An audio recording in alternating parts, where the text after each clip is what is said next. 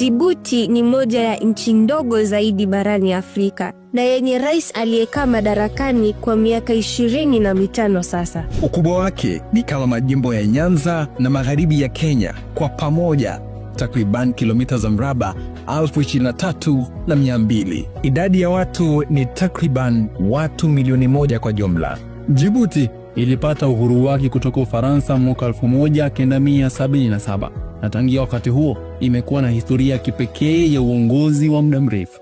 Rais wa sasa ni Ismail Omar Guelleh, ambaye jina lake limefupishwa na anajulikana zaidi kwa jina IOG. Aliingia madarakani mwaka wa 1999 akirithi urais kutoka kwa mjomba wake Hassan Abtidon aliyechukua urais baada ya uhuru. Hii inafanya Djibouti kuwa miongoni mwa nchi chache Afrika ambapo uongozi wa kitaifa ulipitishwa kifamilia kutoka kwa mjomba hadi kwa mpwa. Kwa sasa Ismail Omar Guelleh amekaa madarakani kwa zaidi ya miaka 25 na ni miongoni mwa marais waliodumu muda mrefu zaidi barani Afrika. Djibouti imekuwa kwenye mjadala mkubwa kufuatia mabadiliko ya kikatiba yanayomruhusu rais kugombea tena hata baada ya umri wa miaka 75.